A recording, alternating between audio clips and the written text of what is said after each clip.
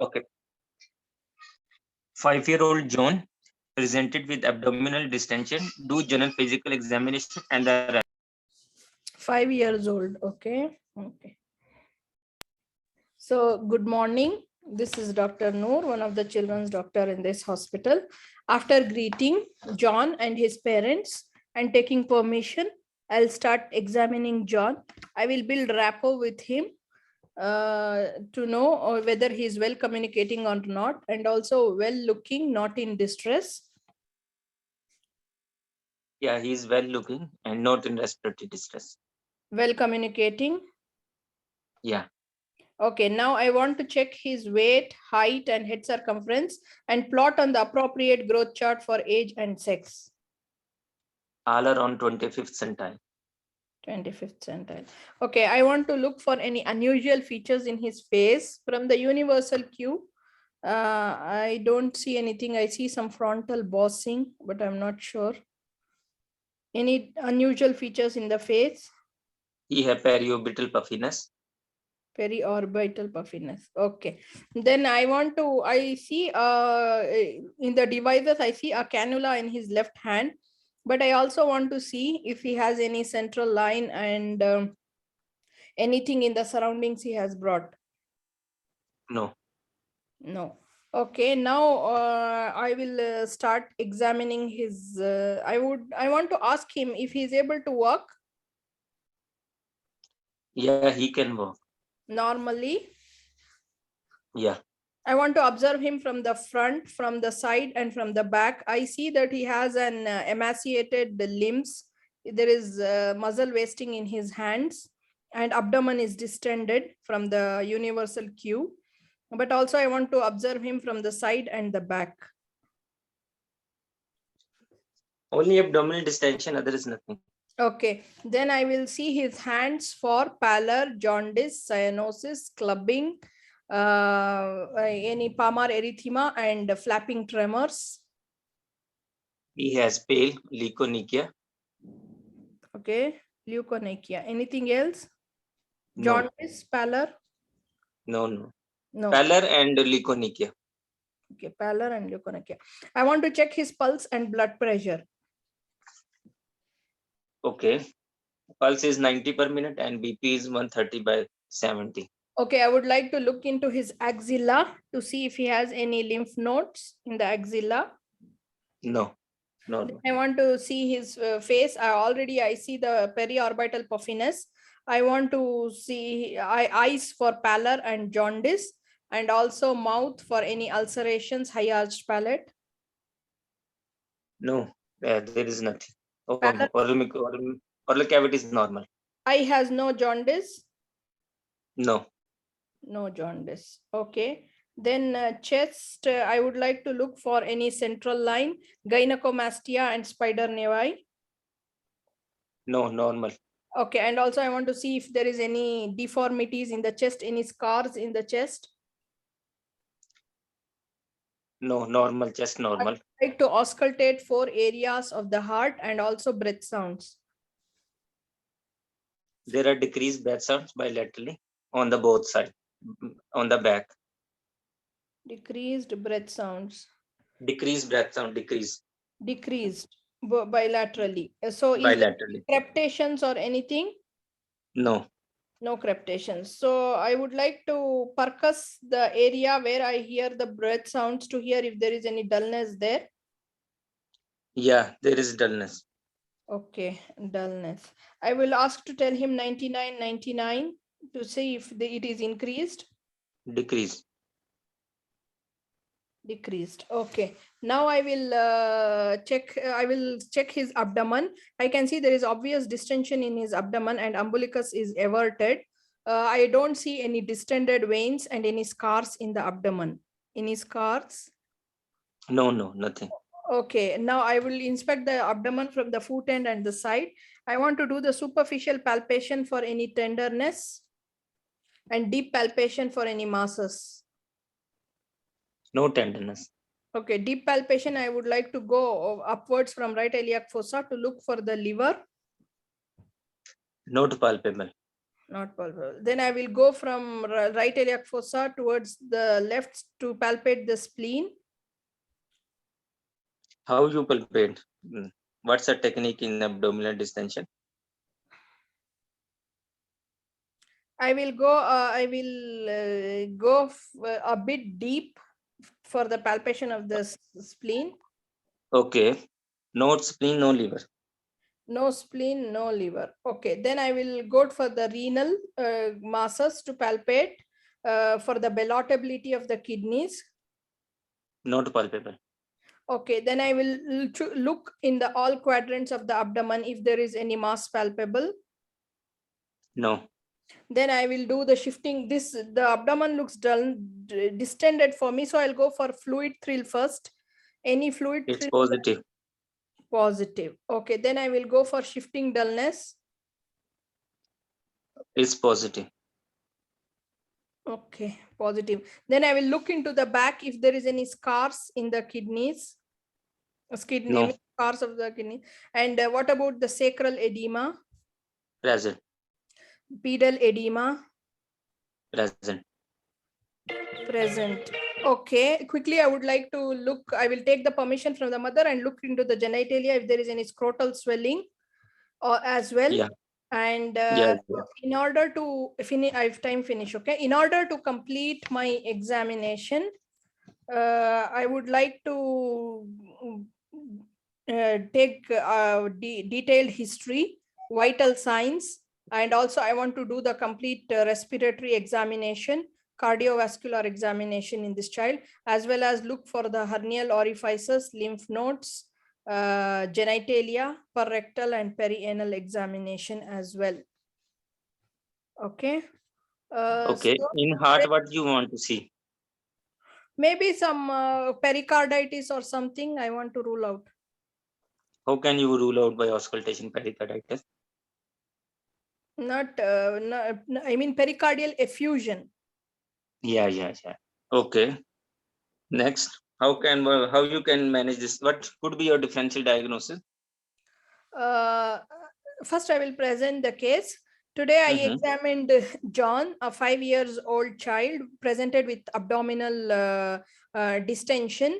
On my examination, my positive points are he has leukonychia and pallor in his hands, and there is periorbital puffiness in the face. And in the chest, there is reduced breath sounds bilaterally in the lower part, which is dull to percuss, and increased vocal frematus, and abdomen is grossly distended with positive fluid thrill and positive shifting dullness with everted umbilicus, and even in the genitalia, the scrotal is there is swelling in the scrotum. Okay. Anything else? And lower limb edema. Okay. So what could be your differentials? So this case is presenting with generalized edema of the body with pleural with features of pleural effusion as well.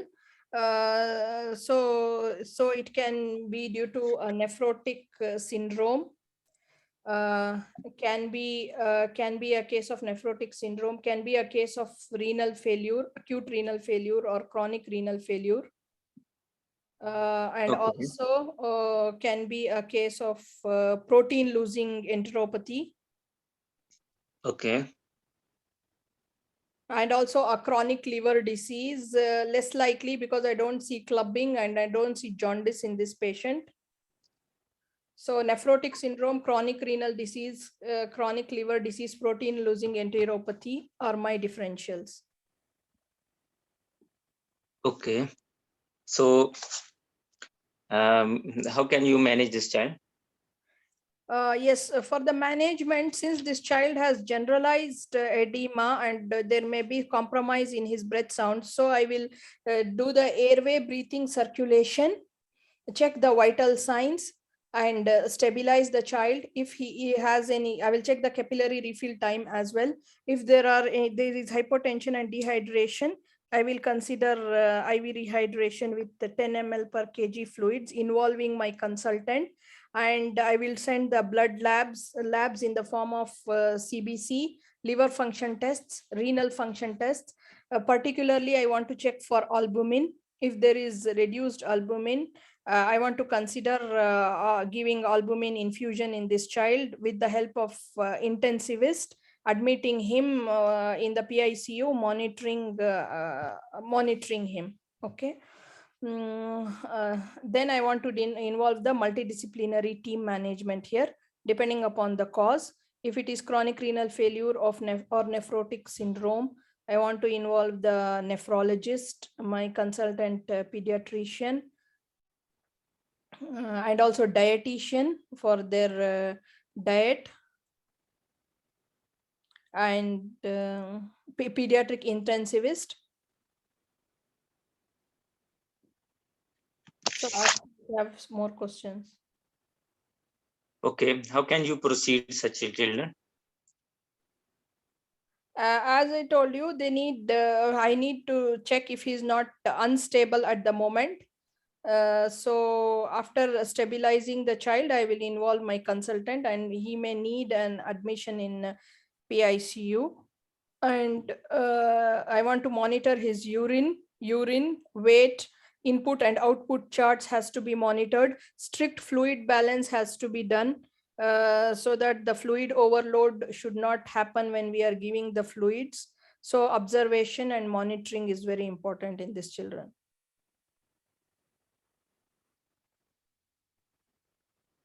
How will you check the signs of hypotension or fluid deficient in such children? How will you check hypovolemia in such children? Yeah, one is I will check the BP, blood pressure. Okay. Capillary refill time may not be much helpful for me. Central venous pressure. No, central capillary refill time is helpful. I don't know really. Okay. Okay, no problem. Yeah, you are right. JVP, this blood pressure, heart rate, then this central capillary refill time, core and peripheral temperature difference, and this JVP. And we are treating with what thing? With which fluid? To start with, if he 5% or 20% albumin. Yeah, but to start with, we can give 10 ml per kg saline only. If he is in shock, we cannot give more. And we have to consider 20% saline infusion along with furosemide. We have to give furosemide along with it. And he has to be observed in the pediatric intensive care. Yes, monitor right. The pediatric intensive care. So this okay, one. what are the complications? Okay, go ahead. Complications of. What are the complications of nephrotic syndrome? Complications of nephrotic syndrome. Okay, there can be spontaneous bacterial peritonitis. Okay, they may have this thrombosis, hypercoagulability. So there can be thrombosis, there can be stroke in some children, pulmonary embolism, and what I told, bacterial peritonitis, yes. Then hypovolemia, hypotension, so shock. Okay. Okay, what are the indications for renal biopsy? Renal biopsy. If it is atypical, nephrotic syndrome. If they present with atypical features, we need to refer them to nephrologist, like nephrotic and nephritic picture with hematuria, persistent proteinuria with no response to steroids, that is steroid dependence or steroid resistant cases, or we are not suspecting an minimal change disease, maybe other forms of nephrotic syndrome, or nephrotic and nephritic picture together. Okay. Okay. Okay, I think so. Is okay. Yeah, I have to Like revise again. I did not revise this. no problem. Okay. Because a lot of things, I have very short of time. I was in the hospital whole of the day just to finish 1 p.m. Then I get some time because then I spend whole of the day with this one DDH. Regarding this one, your approach is okay, but one thing just only, if there is a fluid thrill, no need for shifting dullness. Yeah, I got it when I was presenting. I shouldn't have told, but I checked during shifting dullness, so I told. I remembered this point when I told shifting dullness. Yeah, you are right. I agree. Okay. Okay. And second thing, as you did auscultate the chest, you have to auscultate on the same side time this heart. Okay. You missed that one. Although you offer, but it's better we can do on the same way, on the same time. Then So others, heart, what okay. were the And the lower limb, fluids there in the heart? If I would have asked you muffled heart sound, muffled heart sound. pericardial effusion, you mean for? Yeah, pericardial. Mm. Because in pericarditis there should be pain, and the patient cannot lie down, and there is pericardial rub. But here this is because it is due to hypoproteinemia, albuminemia, so there are muffled heart sounds. Okay. Okay, and in the lower limb we have to find out the extent of edema. Okay. Up to that knee, where shin, where is the maximum limit of the edema. Okay, I should go from down upwards to see the maximum position of the edema. Okay. Yeah, extent you can say. Where is this edema finish? Okay. And these are, what is the bedside test you can perform in nephrotic syndrome? Urine dipstick. Okay. And To see what? to see the proteinuria, and it is 3 per cross or more than that. And also we have to send early morning protein creatinine ratio. It is for the lab. Okay. What second test you can perform in the Glucose. bed test in nephrotic syndrome? Blood glucose. Okay. If he's on steroid, we have to monitor glucose. Next. Blood pressure. Yeah, that's good. Yeah. So blood pressure, blood glucose, and urine dipstick. Urine dipstick. Okay. Okay. Then comes to the treatment. Treatment is investigation, you told, right? And then comes to the treatment. Is steroid 60 milligram per meter square per day, 60 milligram per meter square per day for 4 weeks, and then go to 40 milligram per meter square on alternate day. And then if I not respond, then we can go refer to nephrologist. Initially, steroid has to be started by pediatrician. If not responded, then we can go for nephrologist. Okay. Yeah. And it depends again whether it is steroid dependence or steroid resistant. If it is responding, means it will come into these categories. Either you stopped and then it came back in 14 days, or it is resistant, no response to steroids in 4 weeks. Then you will refer. Okay. What else? Yes. Next, we come to the complication. Complication either from the disease or from the steroid. From head to toe, they can develop strokes. Due to that one, they can develop pneumonias. They can develop bacterial peritonitis, and they can develop a septicemia because the immunoglobulins are lost through that one. They can develop a DVT due to hypercoagulable state, and they develop hypovolemia due to third spacing of the fluid. And fourth thing, complication, then what are the indication for biopsy? That are the same one. Less than 1, more than 10, gross hematuria, and proteinuria, deranged RFTs, and steroid resistance, and low complement level. This is for the referral to nephrologist. I think it's it's given in the guidelines. That means the nephrologist will usually go for biopsy in these children or what? Yeah. These are the also indication for biopsy, and these are also for atypical features. They are atypical features of nephrotic syndrome. Second, they are also for referral, and third, they are also for indication for renal biopsy.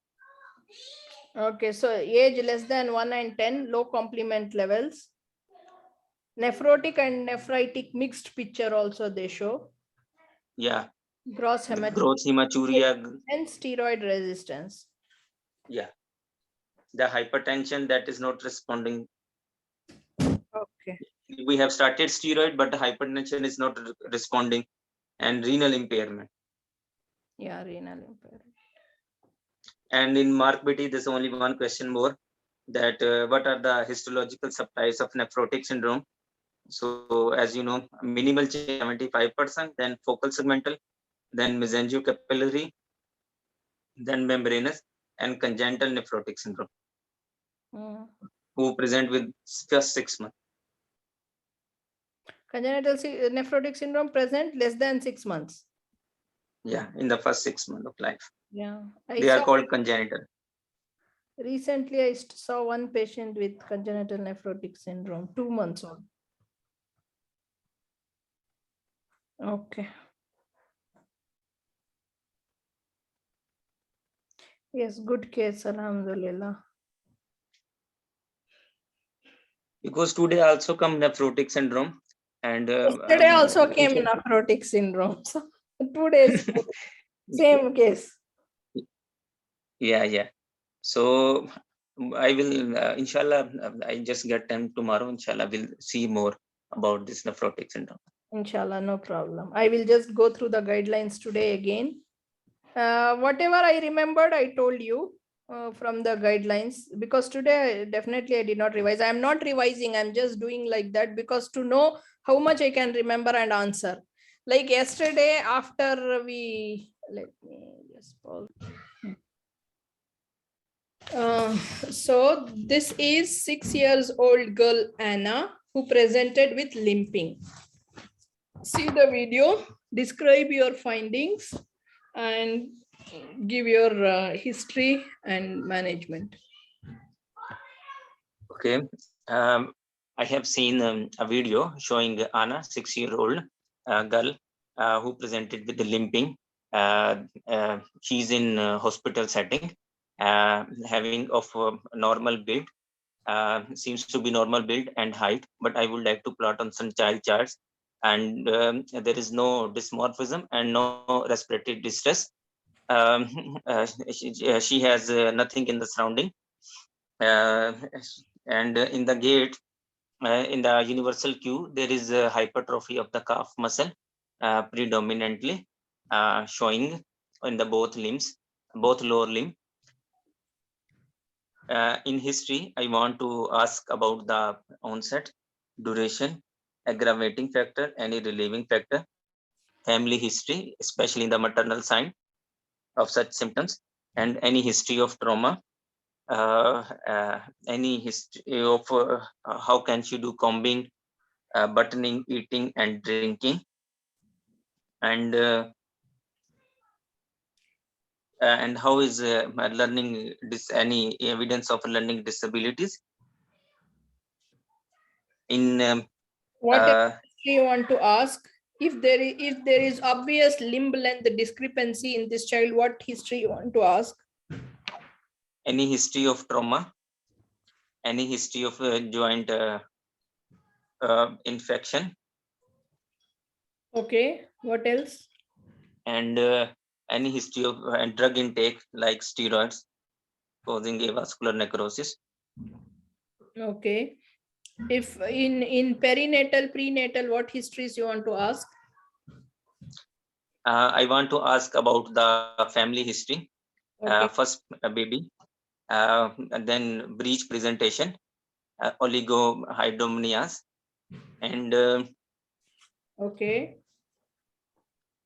breech presentation, oligohydramnios, first family history, first baby. Okay, yeah. No problem. Then what examination you want to do for this child? I want to do first of all the gait, then neurological examination involving the lower limb and also musculoskeletal P-galls, and I want to see the chest to see any infection, and also auscultate the heart for any cardiomyopathy, and I want to see the eyes for any steroid toxicity, and I want to do a development assessment for learning disabilities. Okay. So what is the differential diagnosis you want to put for this case? It could be a case of Duchenne muscular dystrophy, Becker dystrophy, and Krukel-Bell SMA type 3. Okay, but this child presenting with limb length discrepancy, do these conditions present with limb length discrepancy? Duchenne muscular dystrophy can present. Then bilateral hip dysplasia can present, and then this avascular necrosis of the hip can present. Okay. What is the investigations you want to run? This is a child with limping with limb length discrepancy. So what is the top of differentials you want to put?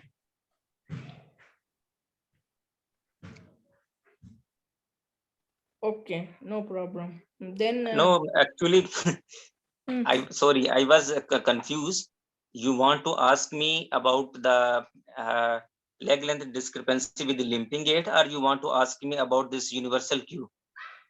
oh no, I told you I did not wait. Let me. It could be a case of developmental dysplasia of hip.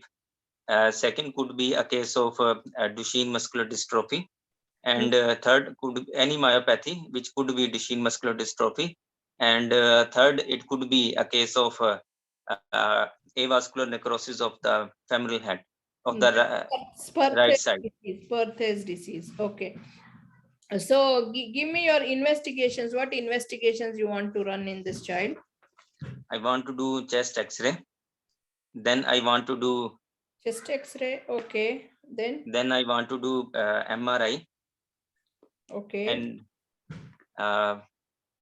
these, and then I want to do bone profile. Okay. And then if spike or any evidence of infection, we can proceed with the complete blood count, a CRP, ESR, and blood culture, and join aspirate. Okay. So what's your, no problem, you can continue. What's your management plan for this child? If she is a case of DDH presenting in the age of 6 years old, how do you want to manage this child now? I will involve multidisciplinary. I will see if there is a acute issue. I will admit the patient. I will involve my consultant. I will do take a history, and then I will involve multidisciplinary team involving my consultant, orthopedic surgeon, and a physiotherapy and orthotics, and we will go for open reduction surgery in this case. Yes, very good. This is the answer. So main is the multidisciplinary team is the orthopedic surgeon and the physiotherapist, and mostly he will go for open reduction because this is late presentation. Okay, I think it was okay. Now I will give you my feedback. See, first of all, I want to tell you this is a girl, Anna. How commonly she will present with DMD? They can present if they have lionization of one chromosome. Okay, I agree with you. There is something like what happens with mosaicism, like in Turner's. But you know what is common is common. They expect us to speak common things.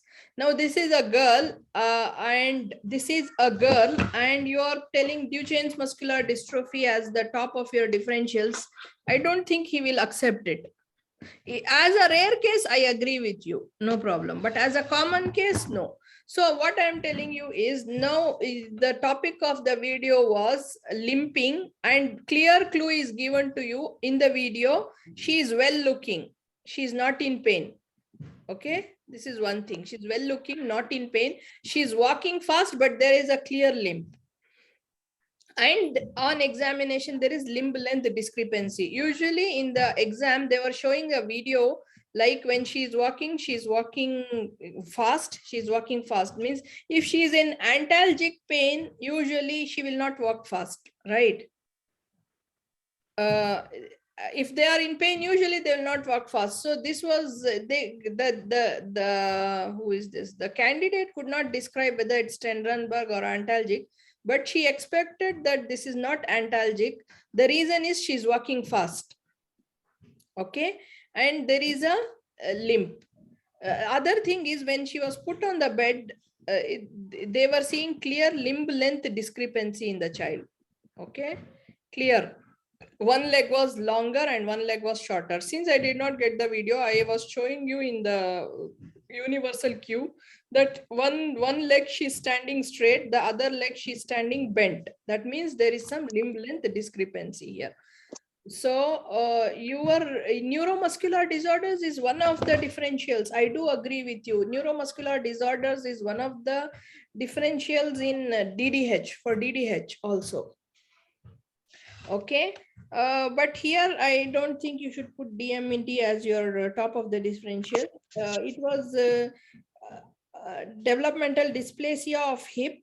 I agree with you. And for 6 years old, I think in the guidelines, if you see, for 6 years old, there is what after DDH you can put also as late presentation. It's not common in this age. They will treat before that. The other things you can put is the Perth's disease and transient synovitis also you can put, but you can say less likely because now she has limb length discrepancy, means it's a chronic case. It's not acute case. You can say transient synovitis, but say less likely in this child. Other thing is septic arthritis and osteomyelitis. Again, less likely because the child is well looking and not in pain, no antalgic gait. Okay. So these two are less likely. The more likely which will present without pain is Perth's disease and DDH as a chronic late presentation. Okay. These two. Other things which you can put in all children. Tell me other causes of limping which you can put in all age children. You remember? Infection, JIA, septic arthritis we put. Okay, JIA, yeah, JIA you can pull in all children. Other things. Infections, septic arthritis, osteomyelitis. Okay. Perthes disease. Leukemia you can put in all children as your differential diagnosis. You want to rule out leukemia. Yeah, malignant, trauma and trauma. Sickle cell we should not forget. Sickle cell anemia we should not forget. And also sometimes rickets also you can consider. You are asking bone profile, it is good. I think these are the commonest we should not forget. And also neuromuscular disorders itself, they cause DDH. Okay. So main things here after DDH and Perth's disease, your main target in your investigations will be to rule out the serious causes like leukemia, okay, JIA, which needs treatment, and sickle cell anemia. So your history should also include to exclude these things. So always for history and examination, write your differentials and ask according to your differentials. So in the history, you ask trauma. It is very good because one of the reasons for fractures and limping. You asked, I think, related to Perth's disease. But I don't see you asking anything about skin rashes, any skin rashes, any past history of blood transfusions for sickle cell anemia, any skin rashes for leukemia, or also you can ask any skin rashes or lumps in the body. And also you will tell onset, duration and progression. Maybe you said depending upon the onset, if it was before 6 weeks, more than 6 weeks now, you can consider JIA also as your diagnosis. So this is the differentials you have to put, and you have to ask according to the differentials. Now I will tell you one thing. So now our differential will be here DDH, Perth's disease, and so transient and septic arthritis less likely, but still we will keep it, and trauma. Okay, then for all children we can keep it as leukemia, JIA, and some sickle cell anemia, and also sometimes rickets. These things we can keep commonly. Okay, related to these we have to ask questions. So onset, duration, and progression will help you a lot. If it is from a long time and from birth, okay, most probably it might go in DDH, because Perth's disease, it will present around 6 to 7 years old children. Okay, may not be from the early childhood. So onset will give you a clue here.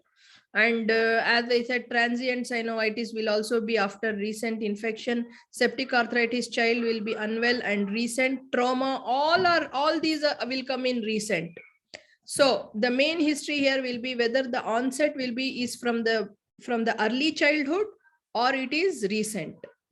So early, if they say that it is early, if maybe in the history I'm telling you, here they will not tell you anything. If they say early onset from the beginning, now presenting, you one of the important differentials will be DDH. Okay, the other thing is for leukemia, in your history you will ask for any skin rashes or lumps in the body, or bruises or lumps in the body. For JIA, again, duration of the illness will help you, and also any involvement of the eyes you can ask. Then what is this? Yes, sickle cell anemia, any blood transfusions. Rickets, any trivial fractures you can ask, or it's okay, it's not that much important. This is about the history. So your examination again is based on your differential diagnosis. As you said, complete musculoskeletal examination will cover lots of the things. And also abdominal examination is very important here for the hepatosplenomegaly. Okay, skin examination for the petechiae and purpura. Eyes for the jaundice as well. This is for the eye and abdomen for the sickle cell anemia. Okay, so like this you will base, maybe if I missed anything, and detailed joint examination. If there is joint swelling, detailed joint examination you will do. Again, your differential diagnosis we put. So our investigations, as you said, if this is for this child, you can start with, she is well looking, not in pain, and she has limb length discrepancy. So simple, you can go for an X-ray, and most probably if your diagnosis is delayed presentation of DDH, you will send her to the orthopedic surgeon and consider open reduction in this child, and involve your consultant and physiotherapy. This is the main. But in general, if you have to give, to rule out your differentials. So again, you will do CBC plus blood film. In the blood film is to what? To rule out leukemia. Okay, you will consider CRP and ESR. This is for what? JIA. CBC, CRP, ESR may help you in JIA. Then if there is any infection, you will consider blood culture and sensitivity if the child is febrile. This is for osteomyelitis and septic arthritis. If there is X-ray and there is joint effusion, you will do ultrasound as well, and send the aspiration for the microscopy and culture and sensitivity. This is for septic arthritis. X-ray is not clear and you are suspecting infection, you will go for bone scan. Okay, a bone scan, and also CT MRI also can be done. If the case is not clear for you, you will also consider CT and MRI. So these are the imaging. What will come? X-ray, ultrasound, and sometimes bone scan in early diagnosis of osteomyelitis. And you can also consider MRI or CT scan, depending upon your, it depends upon the orthopedic surgeon, what he wants to do. Then management depends upon your case, whether it is septic arthritis or osteomyelitis. like this. If they ask broad, go broad. If they can narrow you to one, because when I asked about this case, the examiner narrowed the candidate to DDH. Okay, in the history itself, you know what happened in the history. Dr. Noor, just give me just 1 minute. I will give you a case. Okay, don't discuss DDH. I give you a case, and now you will proceed. No problem. Because this came in exam and it's very important. And the main thing you are saying, there are two things: antalgic gait, although limp is there. And in limp, there are two types of limping. One is antalgic, one is Trendelenburg game. But it is, I think in the exam, maybe it is difficult for us to differentiate. No. Very easy. If the patient puts all his weight on that affected limb, this is Trendelenburg. Just like DDH, you see the stance face of the gate is more. Then they put his full arm, as you show me, that he put all his weight on the right leg. Wait, I will show you the picture so that I can understand what you are telling. The picture which I showed before, you mean? Yeah. Okay. And it's very good written in Mrcpch. Jagiga bas. Yeah, this one is confusion also for me about that gate, actually, about the Trendelenburg and the antalgic. This I know that antalgic, they don't want to keep the pressure for a long time. Yeah. Because of the pain, they don't want. Yeah. And they walk slow as well. Yeah. So that's the reason that limb becomes short, and the other limb in Trendelenburg, the other limb become long. Okay, now tell about Trendelenburg, because chronic, if this is a chronic case, what will be, which now she is putting, for me, I will tell you now first. Let me think. For me, she is putting all her weight on this leg. Yeah. This leg. She doesn't right leg. On this leg. Okay. Yeah. So in chronic condition, they put weight on normal leg. Yeah. Because there is no pain, and they try to put all the burden on that limb, affected limb. The center of gravity transfer to that affected limb. Okay. Okay. So the hips become. So which is the affected limb is shortened here? Yeah. The affected limb is shortened here. Okay. In antalgic gait, what happens now? Suppose if the child has pain in this leg, so he will put all the burden on this leg, on unaffected leg. Yes. But antalgic gait will be recent, and you don't see prominent limb length discrepancies in them, right? Yes. Yeah, so prominent limb length discrepancy means this should be a case which is running over a period of time. Yeah, length leg discrepancy means there is some chronicity is ongoing. Yeah, this is what I was telling you. The clue here was the limb length discrepancy, which is suggesting chronic, and she is looking well and walking very nice, limping but walking fast. That means she is not in pain, right? A painful child will walk slowly. This is the clue here. Okay, no problem. Yeah. What you want to give the name? It is the communication or what? Suppose this is a video station, and now you can proceed. You have a time, na? Now you are giving the same or different? Yeah, I am giving you something, but it is very helpful. Okay, what is the findings in the video? First tell me. I will show you. I will give you. You have video? No, actually I am searching, but I cannot find out DDH video. You see the specific, this 6-month-old baby having difficulty in movement of the limbs, and it is in the home setting. Okay, any difficulty in movement means, can I see something in the video? She's moving, but now they put this brace and braces, and after that she become limited her movements. Okay, but she can move. both the sides, I see her, they have kept her limb flexed and abducted. Yeah. Both the sides. Okay, no problem. Whatever I am seeing, I will just describe. Okay. No, ma'am. Okay, I will just take 2 minutes only and we will start. Okay.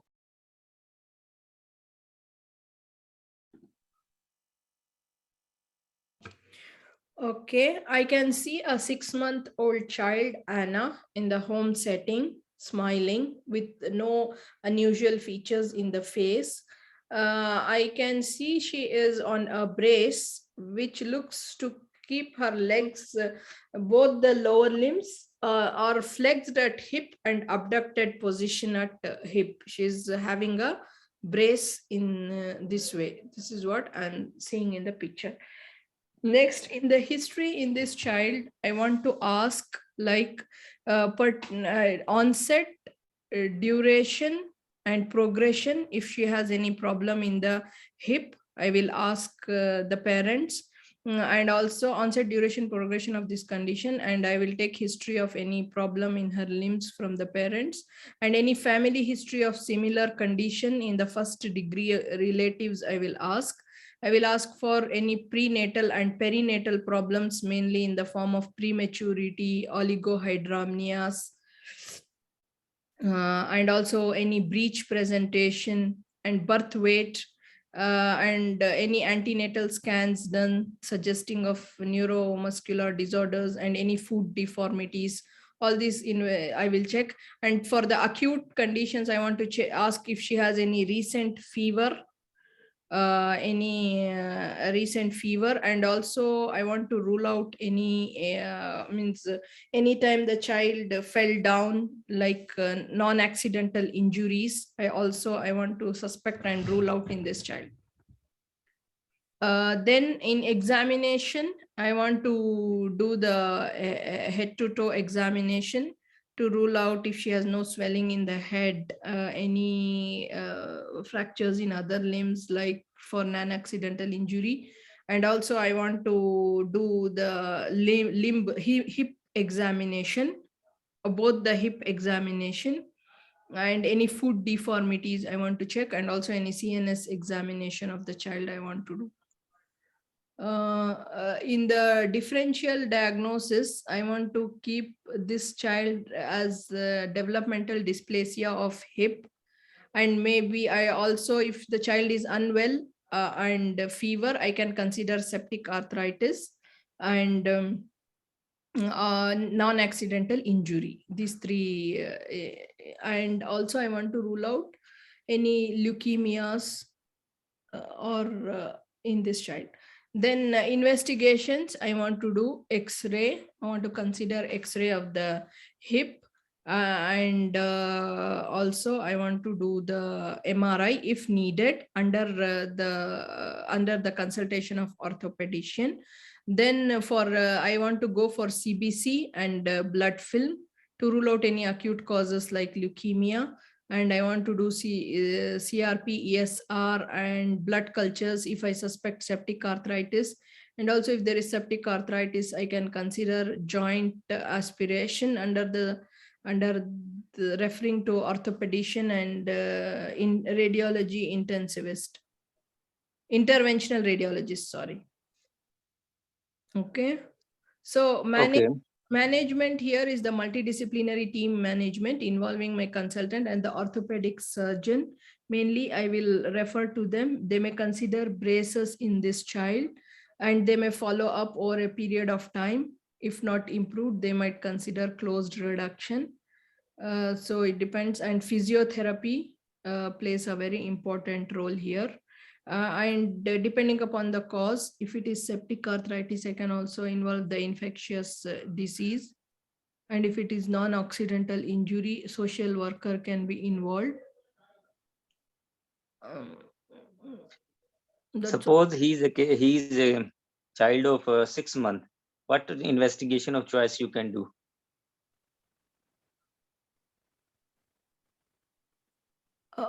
X-ray and ultrasound. Ultrasound or X-ray? Ultrasound. Ultrasound. Why?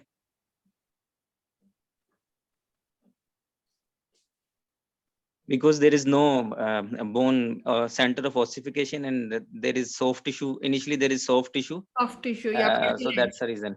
And it is non-invasive.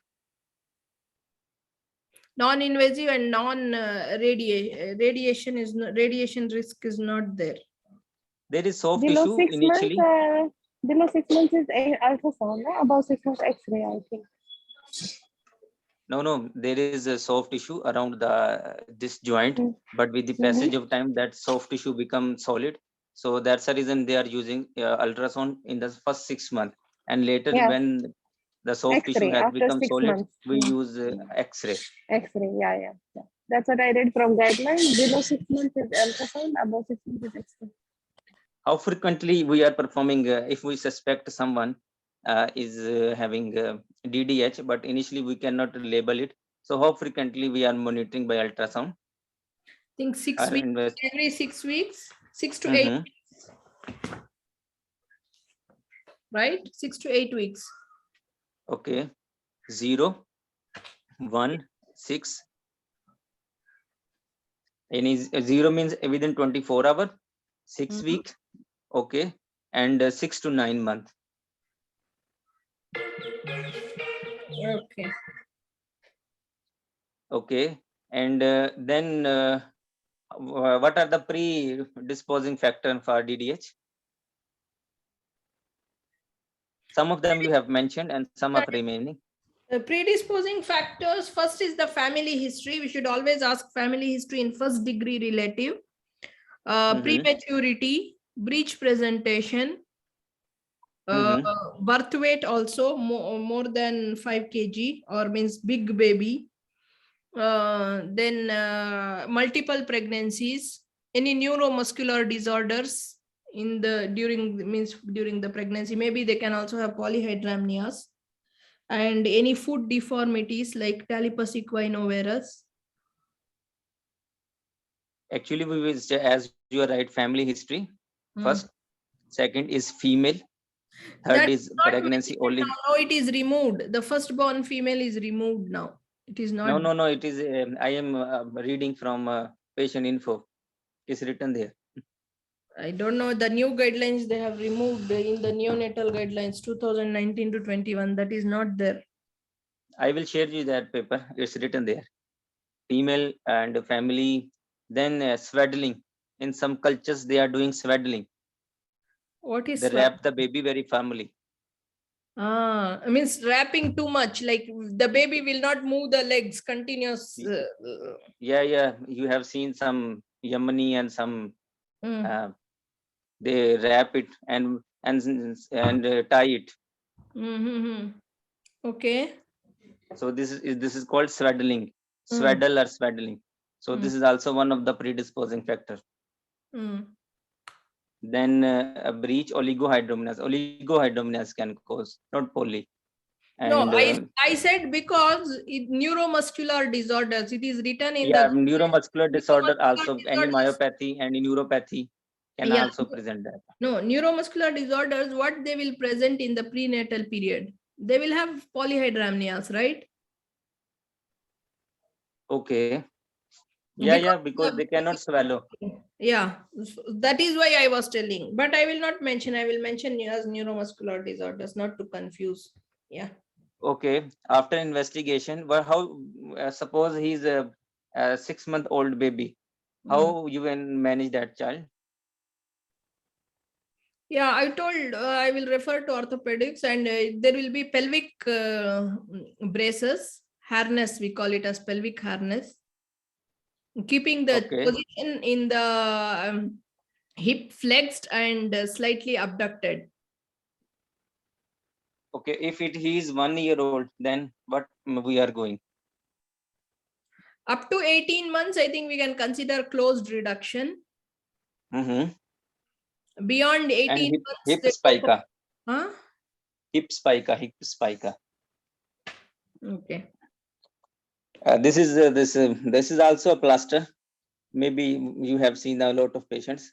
This pelvic harness and hip spica same or different? No. The one you have seen, this is a pelvic harness in our universal Q. Okay. And this what we called is hip spica. This is a plaster. Okay.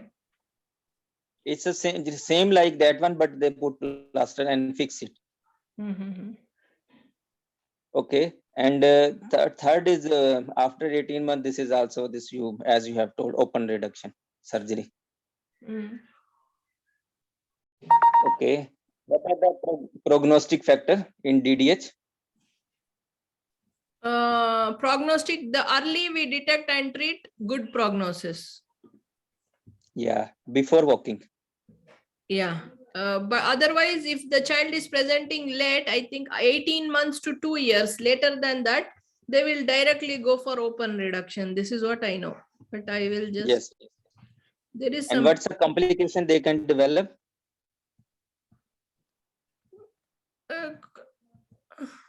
Complication is this: they will have this limb length discrepancy and they cannot walk properly. They can yeah, and also they can develop arthritis. Avascular necrosis.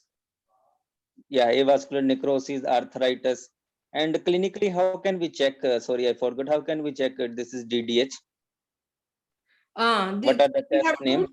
We have two tests, Ortolani and Barlow's. But don't ask me how to do. Okay. What is Glisani test? Glisani, I don't know really. How can you differentiate that this is the proximal bone shortening or distal bone shortening? By measuring?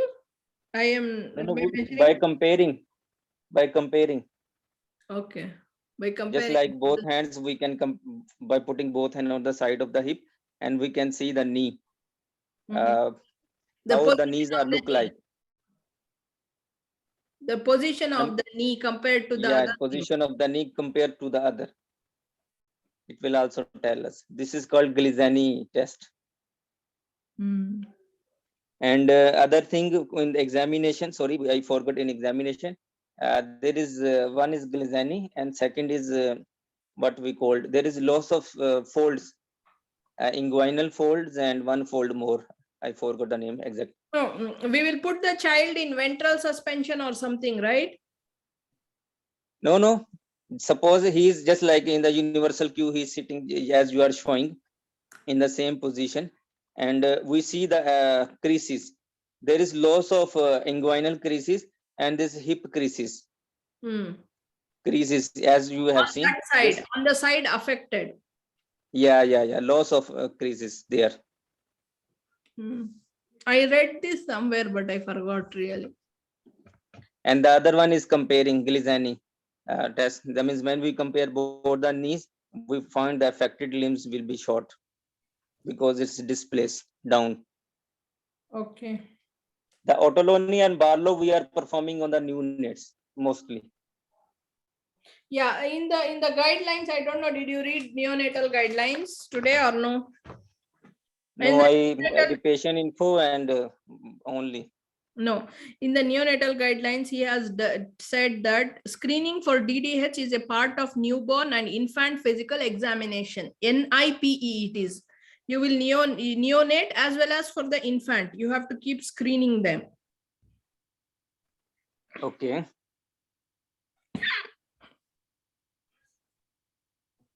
Yeah. We have to perform each time. The midwives, they are the one who has performing these tests. And if they suspect, then they will proceed with ultrasound. And if the further suspicion is there, they are performing serial ultrasound. And at any movement time, they feel that this person is having this DDH, they can proceed accordingly. No, read that NIPE. I will read, no problem. Yeah. I will see. Here he has told urgent screening less than 2 weeks. If you need to screen, it means you have risk factors by history or by neonatal examination, then less than 2 weeks is the urgent screening.